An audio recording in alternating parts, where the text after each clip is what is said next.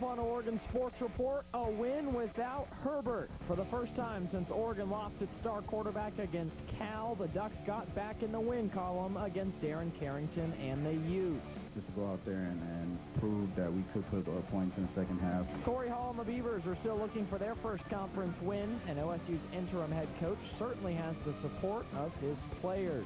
When I heard about the petition, again, it's about them.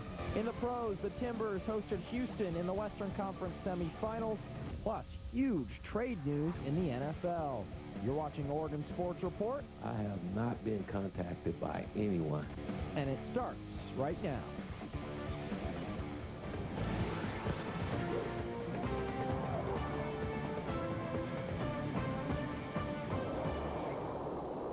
What's happening? Welcome into this edition of Oregon Sports Report on the eve of Halloween. After giving their fans a scare the past few weeks, the Oregon football team finally turned things around this weekend in their game against the Utes. Justin Herbert warmed up in pads but did not play. Darren Carrington making his first return to Austin since he was dismissed from the team in July. First drive of the game, Braxton Burmeister was 3 for 3 for 20 yards, and that touchdown pass to Cam McCormick. Had a big scramble on the opening drive as well. Ducks are on top 7-0. Back comes Utah. It's Carrington, but Ugo Amadi strips him, and Amadi is off to the races. 47 yards.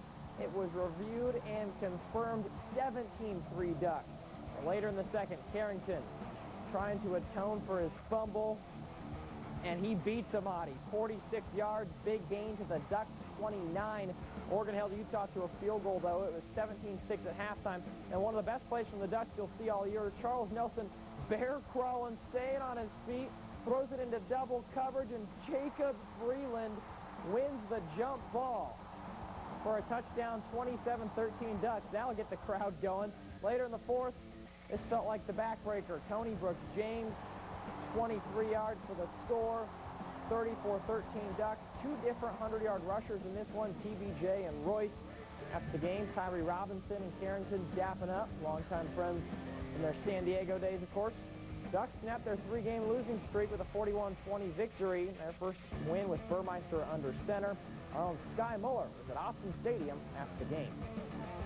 Coach Taggart walked into the post-game press conference and shouted one of his favorite sayings, "Winning is living." And while halting a three-game losing streak, the Oregon offense finally showed some life with Braxton Burmeister at quarterback, piling up 347 yards on the ground. And they even did something they had not done during that three-game losing streak. Score points in the second half. And I showed them how in Pac-12 games how we haven't done anything in the second half. And rather than talk about it, put it up and let them see it themselves. And told them that's one area where we can get better as a football team. Well, we took it as a challenge offensively, just to go out there and prove that we could put points in the second half. I mean, we have struggled with that, but happy in the turnaround this game. It was senior wide receiver Charles Nelson's birthday, and as a present, Coach Taggart let him do something he had never done at Oregon: throw a touchdown pass. We called the play, and then we had a false start, and we wasn't going to call it. And I said, you know what, let's run it anyways. And he did a great job with his balance and staying up. It's not supposed to be ran like that. There was supposed to be nobody on that side, and I was still supposed to throw the ball, but they had like 3 guys over there, so I just told myself, be a ball player. When he was rolling out and he got tripped up, I was like, oh no. And then he stood up, and I was like, oh, and I just looked at him and said, throw it up, and he did, and just jumped up and grabbed it. All week at practice, we saw Justin Herbert throwing passes, thinking he might be able to go this weekend. He did not play in this one, but Coach Taggart said he could have if they needed him. Something to keep an eye on next week as the Ducks head north and take on their arch rivals in Washington. At Austin Stadium with the Ducks, I'm Sky Muller. Let's go back to the studio. All right, thanks, Sky. Earlier today, Royce Freeman was named one of 18 semifinalists for the Maxwell Award, given to college football's National Player of the Year.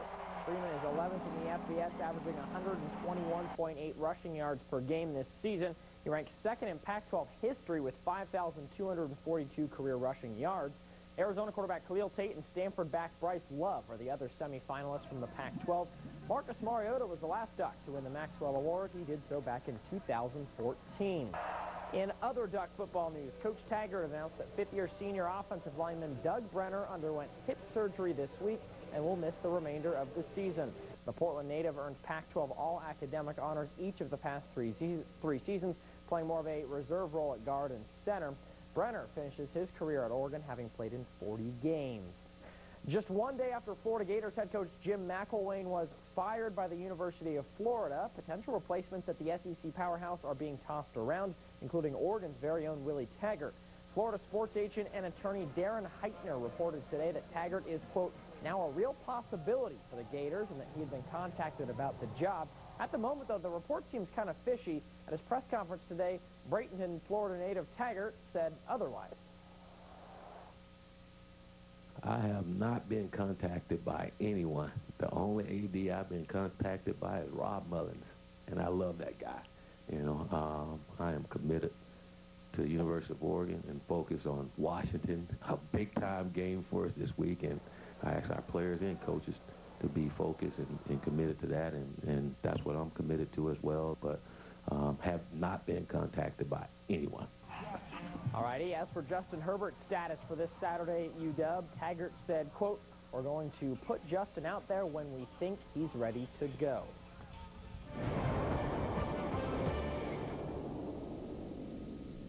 In Corvallis, Oregon State football players have created an online petition via the website ipetitions.com to make interim head coach Corey Hall the Beavers' permanent head coach. The petition exceeded its goal of over 1,000 signatures, slain to nearly 1,400 of them and nearly 700 comments at last check. They've even created the hashtags Hall in and Keep Coach Hall. Here is Coach on the petition. When I heard about the petition, again, it's about them, right? They're not petitioning for me. That's them, and they need to maintain that focus and understand they're a team, and they're way better than a lot of people gave them credit for. Well, for Hall to become OSU's permanent head coach, he'll likely need to turn these close losses into wins down the stretch. The key to doing that, according to Coach Hall, small details. Winning starts before Saturday, you know. Yeah, I understand Oregon had this slogan, win the day, at one period of point.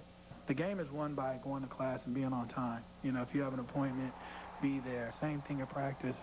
If you're supposed to hustle, hustle. Those are the little details that, you know, add up to wins. Well, quarterback Jake Luton reportedly went to the doctors today to see if he's been cleared to play. Still no word on the results. Luton has been sidelined since suffering that spine fracture in the Beavers' loss to Washington State October 7th. Well, the AP poll has been released for Week 10 of the college football season. Penn State dropped out of the top 5 after falling to Ohio State and jumps up to number 3. TCU also suffered its first loss of the season over the weekend as they dropped to number 10. Notre Dame jumped up 4 spots to number 5 after taking down ranked opponents in back-to-back weeks. How about the Conference of Champions? Washington is leading the way at 7-1 this season. Stanford jumped up to 18 after holding off the Beavers last Thursday. And Arizona upset Washington State on Saturday. The Wildcats jump into the top 25 for the first time this season. To the hardwood, the Oregon men's basketball team took on a tough Idaho squad over the weekend in an exhibition where Oregon came out on top 81-57. The Ducks look to build on that performance tonight as they played host to a much more familiar opponent in another scrimmage. Oregon took on Northwest Christian from down the road, and hey, your new voice of Oregon men's basketball, my guy Joey Mack on the call. First half, Mikhail McIntosh gets the steal, and no one's in front of him. Clean runway. He slams it home. Tied at 4 early. Later in the first, the Eugene native Austin Tyner drills a 3 from the corner. Deacons are up 19-16, but then Peyton Pritchard hits a 3, put the Ducks up 3. He went off for 25 in this one, and he can also dish the rock, too. Nice dime to Keith Smith, who lays it in. Smith had 7, Oregon up by 8, and then end of the first, my goodness, the pretty Euro step by Pritchard. 25 on 10 of 13 shooting as the Ducks put up 124 in the win. They officially open the season November 10th against Coppin State.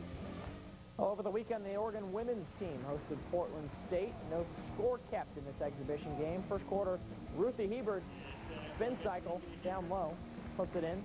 Second quarter, the Will High grad, now a senior Lexi Bando from well beyond the college line, hits a 3.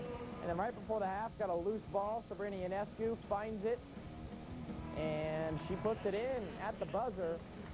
Someone kept score, though. Oregon wins by 28. They'll play another exhibition against Westmont on Sunday.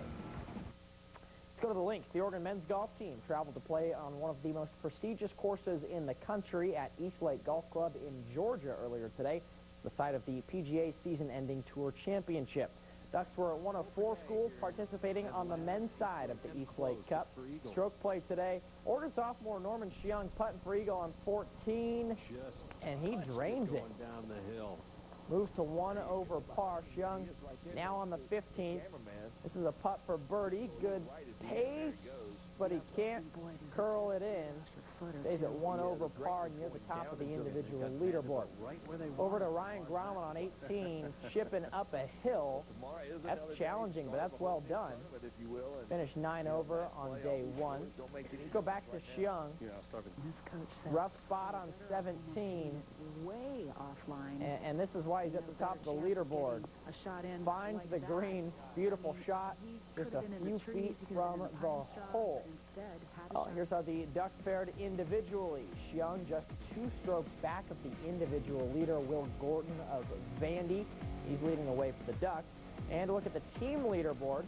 Ducks finished in last of the 4 schools participating. Vanderbilt topping things off at 1 over. The Commodores are ranked 11th nationally.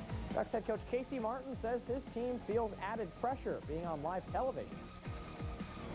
You get to play golf in front of TV cameras with a lot of pressure against great competition, so that part is good. I mean, it's tough. We had having a tough day, so it's always humbling to be on TV and not play very well, but I think it will help us down the stretch just play in a golf course that's so hard. It felt like a U.S. Open out there today with the rough and the length of this golf course, and so for these guys to get that experience, it's invaluable. It's painful, but it should help. The Ducks next take on Vanderbilt in the semifinals tomorrow. It'll be match play. You can catch the action tomorrow at noon on NBC Golf. On the PGA Tour, a couple of former Ducks made some noise at the Sanderson Farms Championship over the weekend. While Ryan Armour took first place honors, how about former Ducks Wyndham Clark, Aaron Wise, and Ben Crane all cracking the top 43. Clark finished 17th at 7 under par. His highest finish in his pro golf career. He took home just under $69,000. Must be nice. Still ahead on OSR, this World Series between the Dodgers and Astros has been won for the ages. We'll break down last night's wild Game 5 and preview tomorrow's Game 6 as the series shifts back to L.A. Plus a full breakdown of Week 8 in the NFL. The OSR will be right back.